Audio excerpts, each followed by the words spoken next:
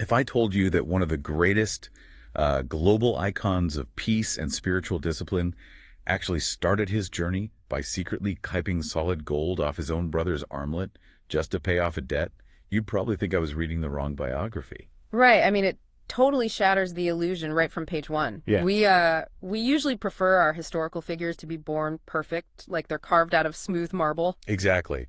But Gandhi offers the exact opposite. Yeah, he really does. So today we are doing something a bit different for you. We are not pulling from history textbooks, and we're definitely not bringing in modern psychological theories to analyze him. Yeah, we are throwing all of that out. The mission for this deep dive is to lock ourselves in a room with just Gandhi's own words. His autobiography, famously titled The Story of My Experiments with Truth. We are only analyzing his internal reflections exactly as he presents them. Which is such a fascinating premise because, we're tracing how a man who describes himself as a shy, fearful boy, Yeah. I mean, a kid who was literally afraid of the dark and ghosts, how he could eventually develop concepts that move millions. And we're talking about his core themes here. Truth, ahimsa, which translates to nonviolence or love, and brahmacharya, which is complete self-restraint.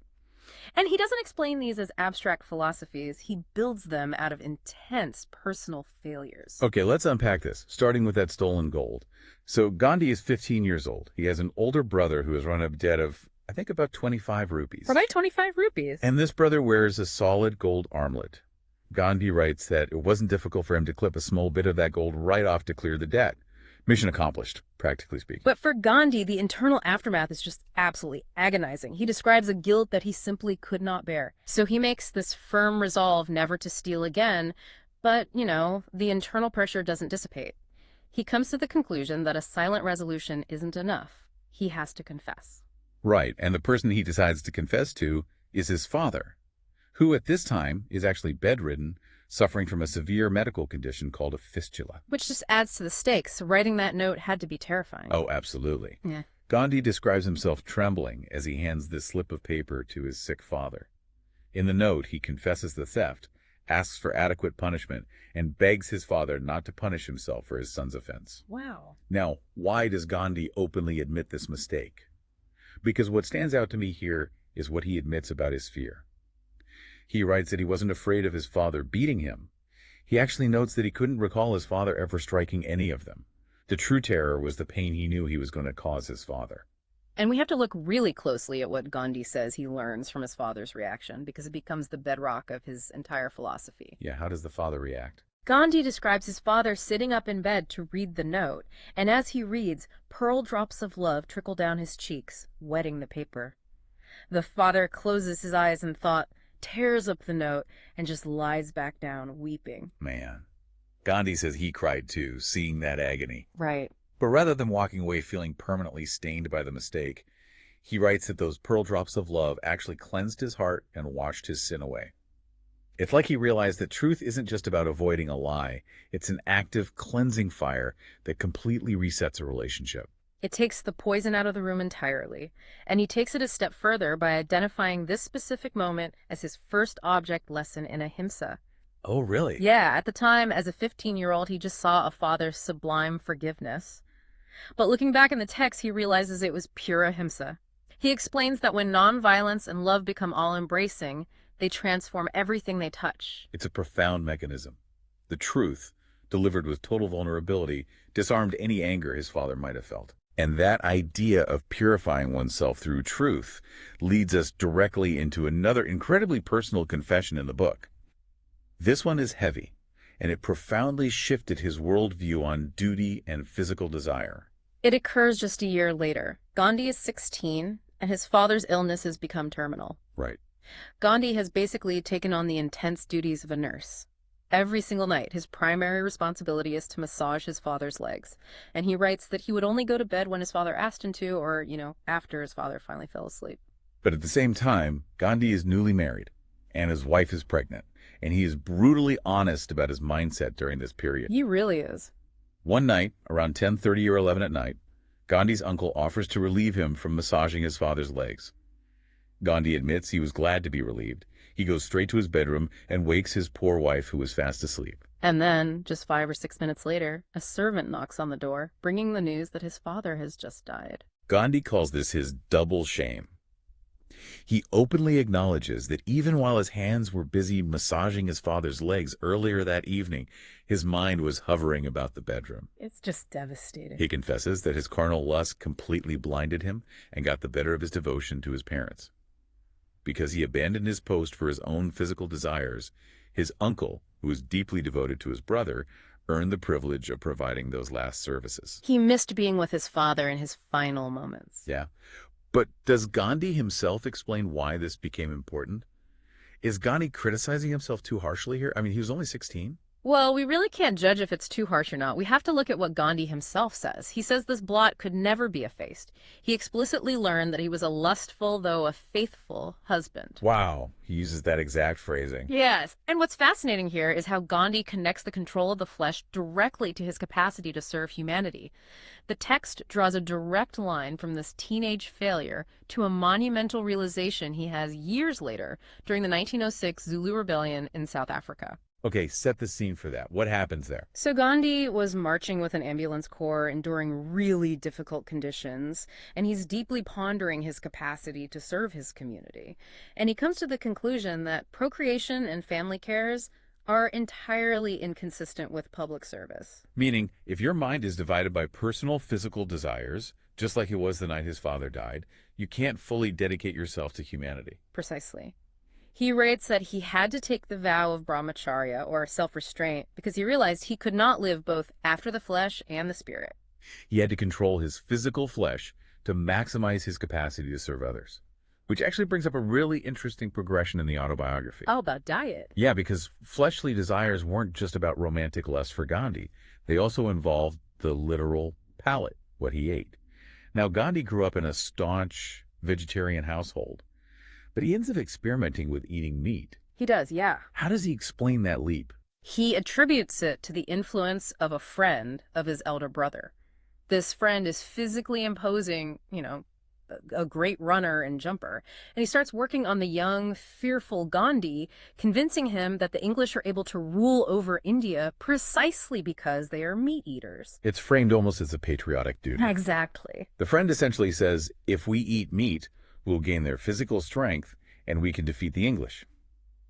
So they plan a secret experiment down by a lonely spot on the river, and Gandhi tries goat's meat for the first time. And he describes the experience as miserable. He says the meat was as tough as leather and it sickened him. The psychological toll is even worse. He writes about having a horrible nightmare that night where every time he dropped off to sleep, it felt like a live goat was bleeding inside his stomach. Just awful guilt. Yeah, he would wake up full of remorse. But the crazy part is, he doesn't stop. No, the friend is really persistent. He starts bringing expertly cooked meat dishes to a more comfortable location, and Gandhi actually gets over his initial disgust. He begins to relish the meat dishes. And this secret phase lasts for about a year. So he's eating the meat, he's enjoying it, but the secrecy requires lying. He has to avoid dinner at home, so he tells his mother he has no appetite, or his digestion is off. Right. What does Gandhi say he learned here? How is this different from what he believed earlier? Well, Gandhi acknowledges that the core mistake wasn't merely the physical act of consuming meat. The true sin was the deception. The knowledge of lying to his mother was, as he puts it, gnawing at his heart. So the lie was heavier than breaking the dietary rule. Exactly. He explicitly decides that deceiving and lying to one's parents is worse than not eating meat. So he stops eating meat completely. But at this point, he stops out of respect for his parents, not because he thinks vegetarianism is inherently better. Because he still believed eating meat was essential for strength at that time. Yes. The philosophical shift happens later. When he travels to England, he reads a book by Henry Salt, advocating vegetarianism on logical and ethical grounds. From the day he reads that book, Gandhi writes that he became a vegetarian by choice. Okay, so it goes from a vow to his parents to an ethical choice. Right, but the evolution doesn't start there. Later still, when he establishes the Tolstoy farm in South Africa, diet becomes an essential tool for that concept of brahmacharya we discussed earlier. Wait, how does he connect the food on his plate to the concept of self-restraint in public service? According to his reflections, he realizes that to conquer animal passion and curb physical lust, you have to start by conquering the palate. Fasting and adopting a restricted, spiceless diet become absolutely essential. Oh, I see. He even details giving up salt for 10 years. The logic is that if you cannot deny yourself small physical comforts like seasoned food, you will never build the mental stamina required for massive spiritual and political resistance. Denying the palate is the training ground for denying the ego. But wait, I have to push back here based on the text. Because Gandhi doesn't maintain a perfect record with this dietary discipline, does he? No, he doesn't. He mentions taking goat's milk later in life, during a severe illness when he was recruiting for the war effort in Quetta. If he was so rigid about his vows, how does he explain that contradiction? He doesn't justify it. He actually agonizes over it.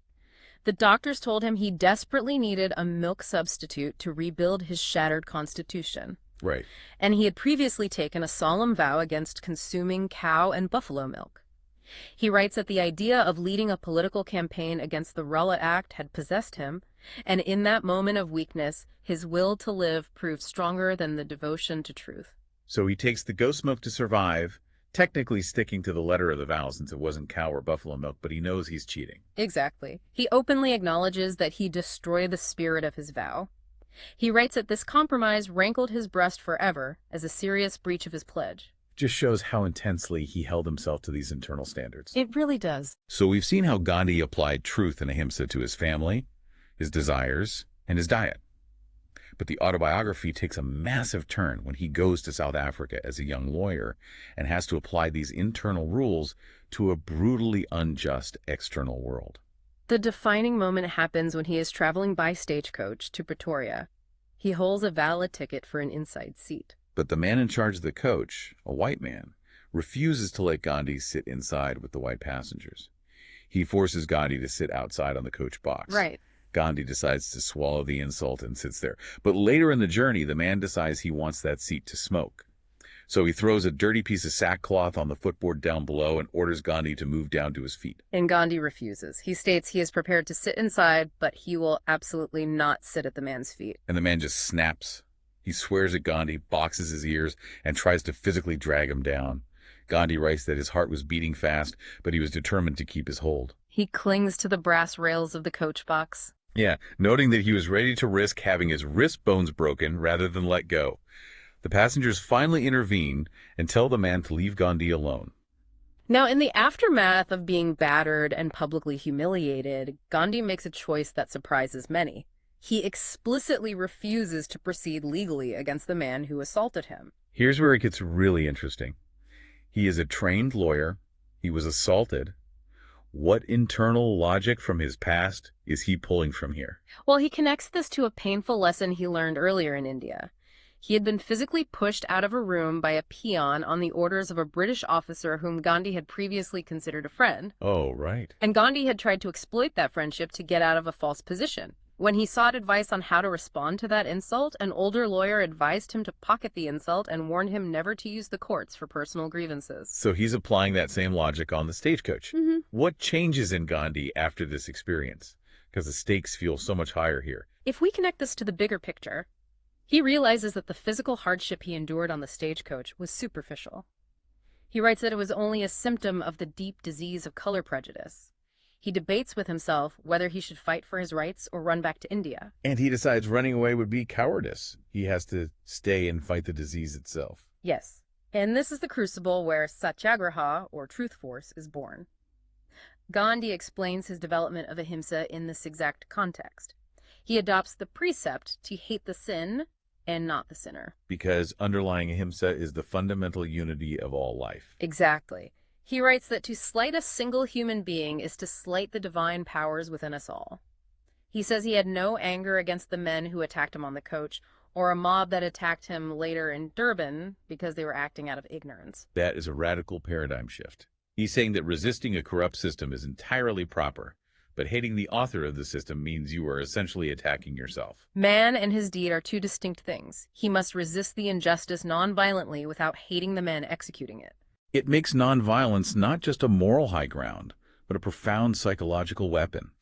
If you refuse to hate your oppressor, you deny them control over your emotional autonomy. Right, and that takes immense internal discipline, which circles right back to why he felt he needed to control his diet and his physical desires. It's all connected. So, what does this all mean for you, the listener, as we pull these threads together?